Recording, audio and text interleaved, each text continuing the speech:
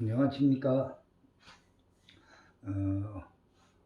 어제 이어서 건축시공 현장 실무 제 19차 시 강의를 진행하겠습니다.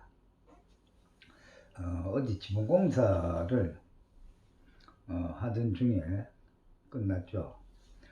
자, 지붕공사는 석가래도 그 406mm 간격으로, 그러니까 스터드 간격하고 같은 간격으로 설치를 한 다음에 이제 화면에 보이는 것처럼 OSB를 부착을 하는데, OSB는 방향은 어느 방향으로 부착해도 상관은 없습니다. 상관은 없는데 부착할 때는 현장에서는 공사업자들이 작업 능률을 중요시하기 때문에 작업 속도가 빨라야 폼이 덜 들죠. 그래서 타가를 많이 사용하는데 전동 드릴을 사용해서 아이언피스를 박는 게 원칙이다. 그 아이언피스는 나선못인데 아이언을 댄 거죠. 자, 일반 나선못을 박아놓으면 녹이 슬어버려요.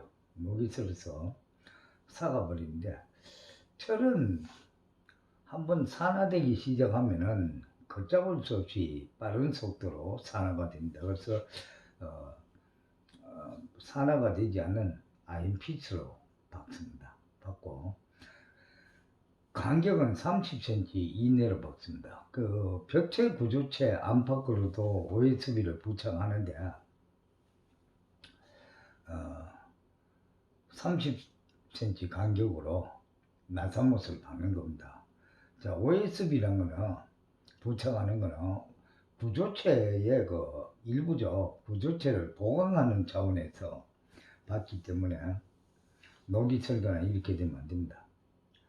그래서 OSB를 부착을 하고, 그 다음에 그 위에서 석가래를 재단을 할 때 이렇게 전부 장선 위에 걸리는데 따서 이렇게 쭉 세워놓고 작업자들이 이제 올라가서 하나씩 들어 올려서 걸게 되는데, 그럼 이걸 어떻게 정확한 시수로 따느냐, 그 방법을 잠깐 화면을 보고 칠판을 보고 제가 설명을 드리도록 하겠습니다. 먼저 콘크리트 바닥에, 기초 바닥에 하는 경우도 있고, 아니면 현장 기초 옆에 목재를 쭉 깔고 하판으로 마루 깔듯이 하판을 쭉 핍니다. 나중에 이제 걷어서 다시 치우는 거죠. 하판을 펴고 난 다음에 하판에다가 실제로 먹을 이렇게 놔요. 우리 장선하고, 마구리 장선하고, 그 다음에 여기는 벽체가 밑갈도리가 있고, 또 위에 탑플레이트가 있죠. 넌너라고 하기도 합니다. 넌너가 있고 있는데, 양쪽 벽체가 이렇게 있고, 실제로 구조체 그대로 내가 대공을 세웠을 때 마루대 그은 것과 실제 치수 그대로 먹을 놓습니다. 목공기능사 시험 볼 때 바로 이 부분을 체크를 하죠. 할 줄 아는가 모르는가. 바로 현치도라 그러죠. 현치도. 철골에서는 원척도라고 합니다. 이와 같이 그림을 그리고 난 다음에 여기에다가 각재를 하나 똑같이 각재를 이렇게 놓으면 되죠. 각재를 먹선하고 일치시켜서 놓은 다음에 직각자나 삼각재를 이용해서 직각으로 이걸 따올려서 목재에다가 딱 그림을 그리면은 이 각도를 정확하게 그리고, 여기서 30mm 올라갈 정도로 그림을 그린 다음에 요 정도 그대로 따올리면 되는 거죠. 각재에다가. 그래서 이 그림을 그려놓고 모든 석가래는 여기 이 그림에서 따올린다. 이걸 갖다가 우리가 현치도라고 그러죠. 현치도. 건축목공 기능사 시험에 현치도 그릴 줄 모르면 실격입니다. 실격. 또 현치도를 못 그리면 목공 기능사 그 구조물 자체를 만들 수가 없어요. 또 여기뿐만 아니라 우리 한옥에 가면은 우리 우진각 지붕에서 뭐 팔짝 지붕이라고도 하고 우진각 지붕에서 귀석갈에는 이 그림을 그리지 않으면 절대로 현치도를 그리지 않으면 모양이 나와 주질 않습니다. 우리 팔각정이나 정저지 있는 석갈에도 마찬가지입니다. 그래서 뭐 건축목공은 이 현치도를 그려서 딱 따올리면은 대공에 이 자르는 석갈에 자르는 각도와 또 이 각도 요 파는 부분 일정하게 처음부터 끝까지 이게 동일한 치수죠. 그래서 정확하게 재단을 할 수가 있다는 거죠. 이와 같이 현치도를 그려서 실제로 그림 자체가 실 모양의 크기대로 그렸기 때문에 정확하게 그려야 되죠. 이 대공의 높이라든가 건축물의 넓이라든가 정확한 치수로 그려서 이 그림 위에다가 각재를 딱 올려놓고 그대로 마킹을 해서 재단을 하면은 일정하게 다 재단이 됩니다. 그렇지 않으면은 절대로 똑같은 방법으로 재단이 불가능합니다.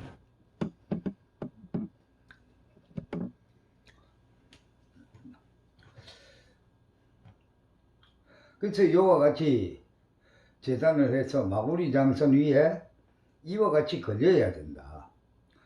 자, 이렇게 해서 30도 정도의 빗못으로 이 망치로 바꾼 네일건으로 바꾼 박으면 고정이 되죠. 이렇게 따지를 않으면 이 석가래가 제대로 고정이 안 돼서 옆으로 넘어가고 이런 문제가 생깁니다. 그 다음에 현장에 가보면 석가래를 저렇게 따야 되는데 지금 사진에 본 것도 현장 사진인데 따서 하는 업자가 있고 시간이 저기 많이 걸립니다. 시간이 걸리니까 속도를 빨리 해서 노무비를 줄이기 위해서 저 부분을 따지 않는 사람도 있고 그렇습니다. 그 다음에 OSB 부착이 되면 이쪽 경사면 이 면에는 이와 같은 브레싱이 들어가게 돼 있고 또 이 밑에 끝부분, 이 끝부분에는 바로 물바지가 이렇게 달리게 돼 있죠. 물바지가 달리게 돼 있다. 그럼 물바지 형태는 이렇게 되어 있죠. 여기 그림에 있는 건 동후레싱 물바지. 그러니까 동칼라 후레싱 물바지. 색깔만 동색깔 나는데 철판이죠. 그 다음에 이게 동으로 된 것도 있고 옆에 있는 이 후레싱은 동으로 된 거죠. 동후레싱인데 이것도 동칼라 후레싱이 있고 동으로 된 게 있고 그 동칼라가 돈이 좀 싸기 때문에 색깔만 동색깔 나는 것도 많이 사용합니다. 그 다음에 이 후레싱이나 여기 보면 그 물바지도 날개가 달려 있죠. 이 부분이 OSB 그 판접 위에 얹혀서 여기다가 나사못으로 고정을 시키게 되어 있습니다. 또 후레싱도 마찬가지. 그래서 이 날개 부분이 전부 얹어져서 나사못으로 받게 되어 있는데 사실은 현장에서는 어떻게 하냐면은 이 나사못으로 고정하고 경사면 끝단 부분에는 시스템 물바지를 나사못으로 OSB 지붕덮개에 고정을 시키는데 이때가 아이언피트로 사용하는데 이것조차도 사둘둘 탁가로 디귿자로 되어 있는 핀, 내장 공사할 때 쓰는 탁가핀 그걸로 박아버리는 업자들도 많이 씁니다. 왜? 간단하게 아주 쉽게 굉장히 빠른 속도로 박을 수가 있으니까. 자, 결국은 그 탁가핀이 한 3, 4년 지나면 삭아갖고 겨울철에 바람이 많이 불거나 태풍이 불면 후레싱이나 물바지가 떨어져서 날아가 버리죠. 이런 현상이 전부 그래서 생기는 겁니다. 그 다음에 우리 목조주택 지붕에는 방수를 하는데 계량 아스팔트 시트 방수를 가장 많이 합니다. 최근에 와서 자착식 아스팔트 시트 방수가 있는데 자착식도 많이 사용합니다. 그래서 계량 아스팔트 시트 방수나 자착식이나 전부 시공 방법은 같은데 계량 아스팔트 시트는 그 OSB 그 표면에다가 프라이머를 붓 또는 롤러로 OSB 표면에다가 고르게 바릅니다. 보통 한 마리 18리터짜리 가지고 약 30평방미터 정도를 바를 수가 있습니다. 그 다음에 차착식은 프라이머를 바르지 않고 바로 붙일 수가 있습니다. 그래서 최근에 와서는 이제 차착식을 많이 하는데, 차착식도 전혀 안 바르는 게 아니고, 여기 보면은 물바지가 있고 브리칭이 바뀌어 있는데, 요 날개 나사못이 바뀌어 있는데, 실제로는 요 날개 부분까지가, 날개 부분 요 안쪽에 꺾어진 부분까지가 아스팔트 시트가 덮여야 되는데, 날개 부분 철판 있는 데는 전부 다 후레싱이고 물바지고 프라이머를 칠을 해줘야 됩니다. 그래야 완전 밀착이 되는 거예요, 그 부분이. 자, 그 부분이 왜 중요하냐면은, 우리가 비바람이 막 치면은 미세한 어떤 물이라 하는 게 습기라든가 이런 거는 틈만 있어도 스며들죠. 자, 저게 물이 조금이라도 스며들면 어디로 가느냐? OSB 반제가 물을 흡수하게 되죠. 그러면 OSB는 섞죠. 나중에 섞게 됩니다. 그래서 그 부분만큼 칠을 해줘야 되는데도 불구하고 자착식 아스팔트 시트를 사용하는 사람들은 그 부분도 칠을 하지 않는 사람이 90% 이상 됩니다. 그래서 여러분들이 현장 관리자이건 건축주이건 또는 우리 현장에서 일하는 근로자이건 이 부분을 신경을 좀 써줘야 됩니다. 남의 집이건 내 집이건 간에 우리가 기술자적인 어떤 양심, 이걸 갖다 장인정신이라고 하죠. 이와 같은 것을 반드시 빠뜨리지 말고 해줘야 된다. 그 다음에 계량 아스팔트 시트는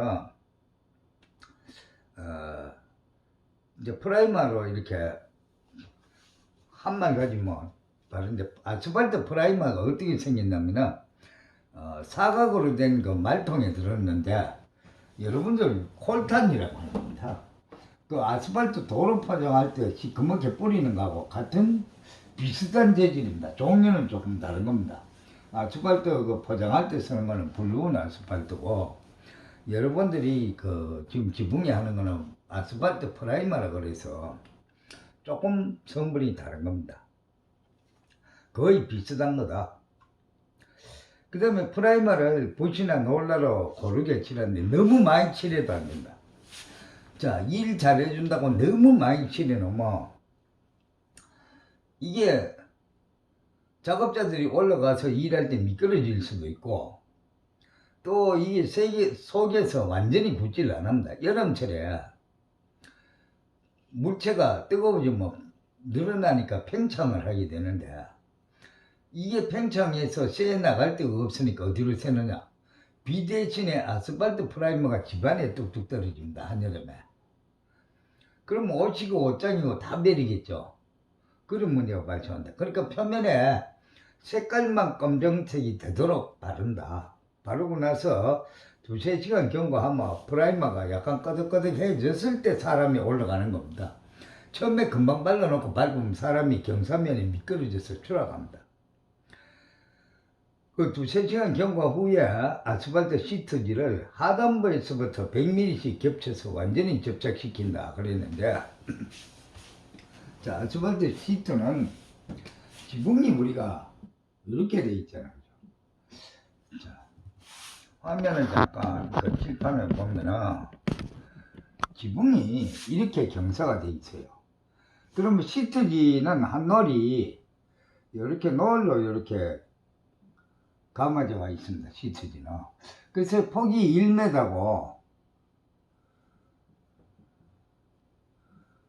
폭이 1m고 길이는 10m입니다. 그러니까 1m에 10m니까 10평방미터죠, 하나가.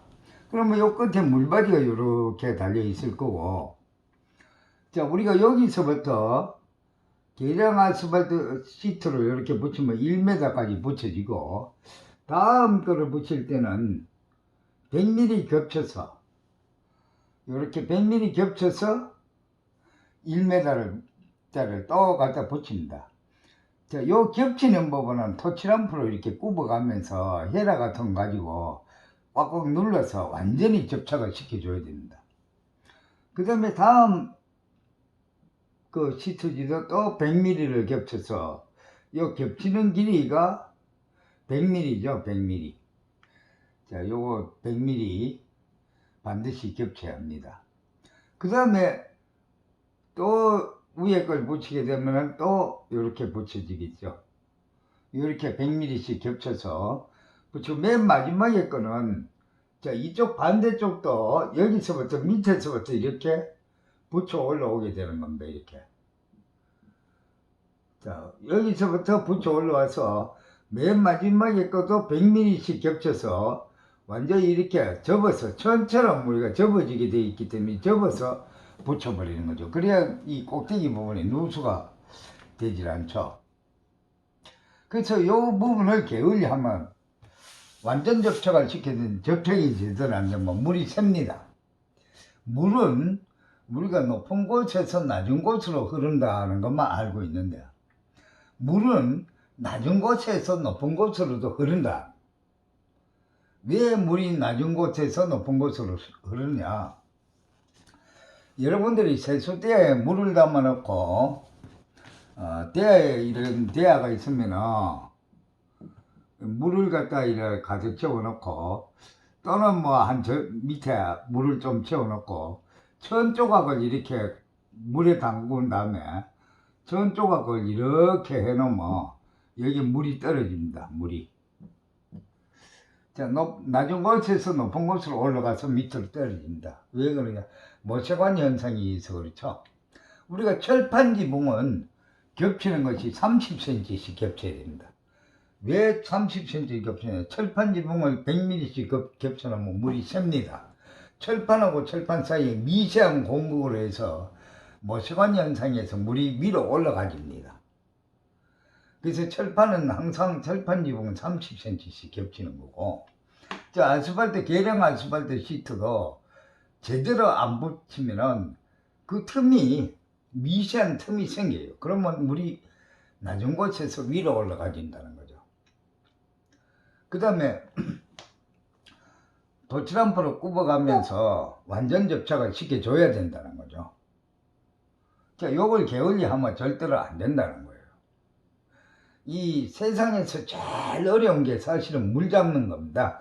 일하는 방법이 방수공사가 좀 쉽기는 쉬운데 쉬운 반면에 물을 완벽하게 잡는다는 것은 굉장히 어려운 공사입니다. 그래서 하자가 또 가장 많이 나는 게 방수공사이기도 하고, 이런 부분을 여러분들이 잘 생각을 해야 됩니다.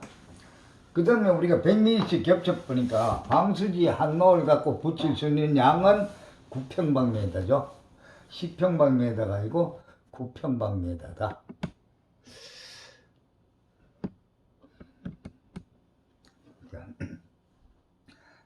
자차식 시트지는 OECD 표면에 100mm씩 겹쳐서 그냥 깔면 되는데, 이거 역시 겹치는 부분은 제대로 붙여줘야 되죠.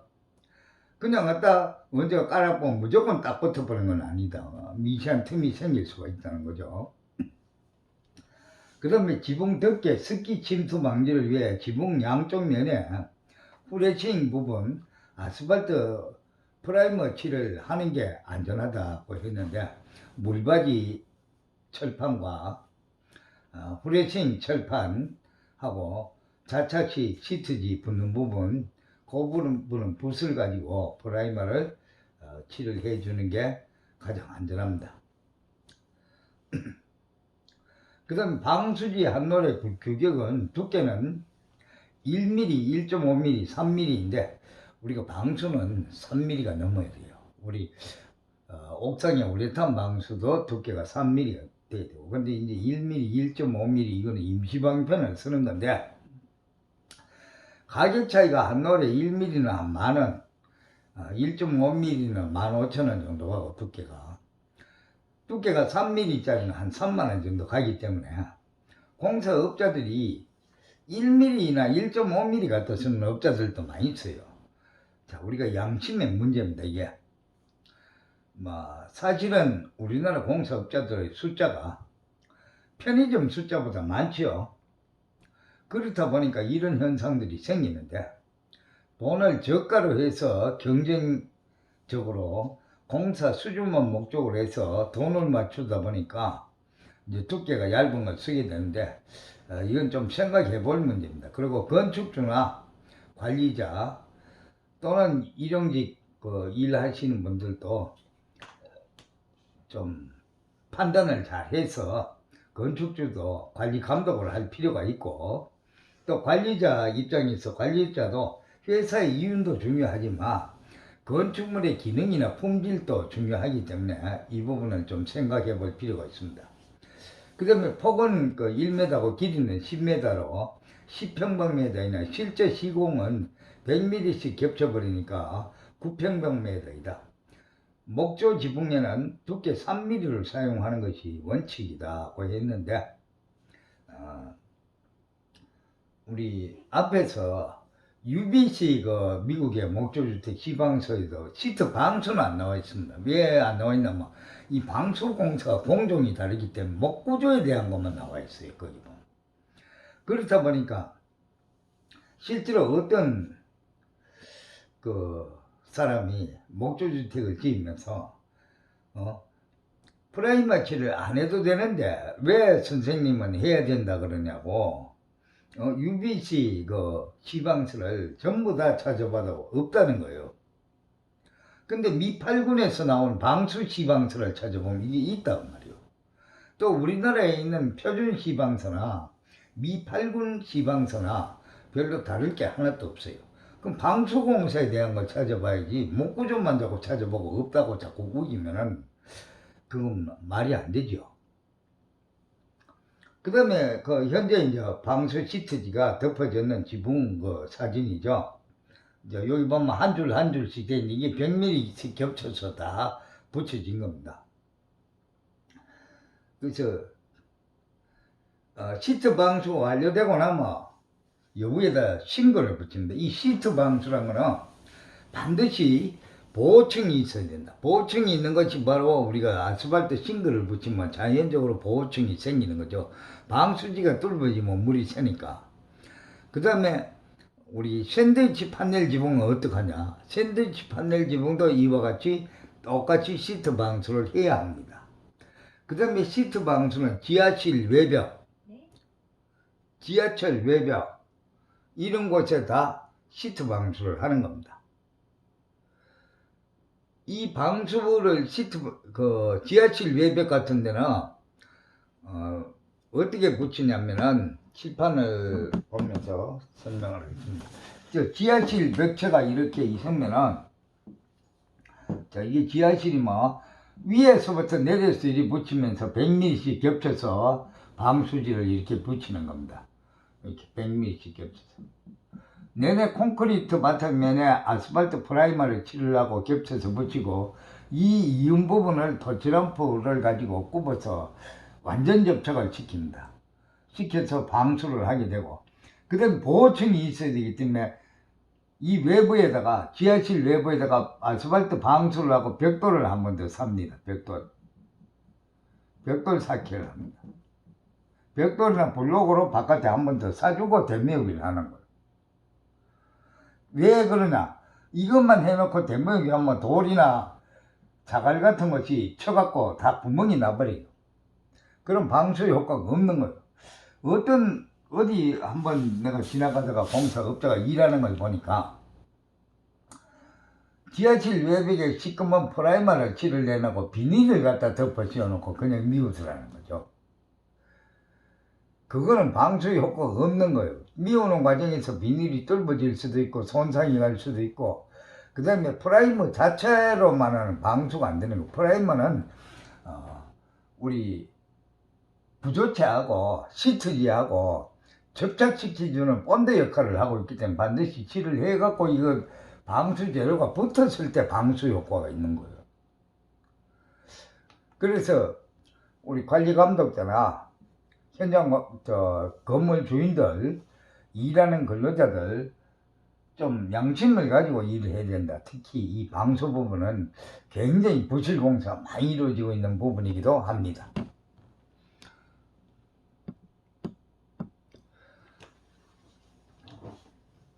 자, 아스팔트 시트 방수의 방수형 재료는 프라이머 솔, 프라이머를 바를 수 있는 거, 고무 주걱 등으로 도포하는데 지장이 없고 8시간 이내 건조되는 품질의 것으로 한다.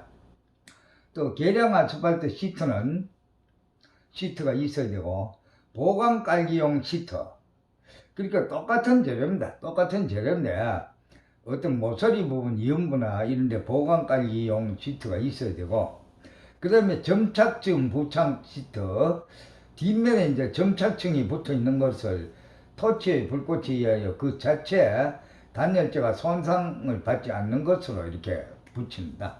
우리 계량 아스팔트 시트도 뒷면에 붙는 쪽에 점착식으로 되어 있습니다. 끈적끈적하게. 그런데 그 칠을 프라이머 칠을 빼먹어 보면 여름철이나 이런 데는 짝짝 잘 붙어요. 붙어 있다가도 날씨가 워낙 추워지거나 겨울 되면 거기 들뜹니다. 들떠서 겨울철에 프라이머 칠을 빼먹고 나면 지붕 통째로 걷어서 바람이 세게 불거나 태풍이 불 때 통째로 걷어져서 날아가기도 합니다. 그래서 프라이머 칠을 반드시 해줘야 됩니다. 그 다음에 실링제는 프라이머 계량 아스팔트로 한다고 했는데 정형 실링제와 부정형 실링제가 있다 했는데, 실링제는 뭐 실리콘 같은 이런 종류죠. 이런 건데 이제 계량 아스팔트를 가지고 때운다. 우리 실리콘 그 일반 실리콘이 아니고 아스팔트로 되어 있는 실링제라고 해서 통에 들어서 이렇게 붓으로 이렇게 때울 수 있도록 되어 있는 게 있습니다. 이런 걸로 마무리 끝단 부분 이런 데 떼어야 될 때 실링제를 때운다. 관련 재료는 아래 관련 재료는 계량 아스팔트 시트 제조업자 또는 책임 있는 공급업자가 지정한 것으로 해야 되고, 그 다음에 이제 아스팔트 싱글을 붙이게 되죠. 싱글의 종류에는 육각 싱글, 사각 싱글, 이중 그림자 싱글이 있는데 육각 싱글이나 사각 싱글 수명은 약 20년 정도로 보고 있고, 이중 그림자 싱글은 수명을 약 40년으로 보고 있습니다. 그 돈도 좀 더 비쌉니다. 이중 그림자 싱글이. 그래서 이 싱글은 또 지붕 재료인데 다음 시간에 마저 하기로 하고 오늘은 여기서 마치겠습니다. 자, 수고했습니다.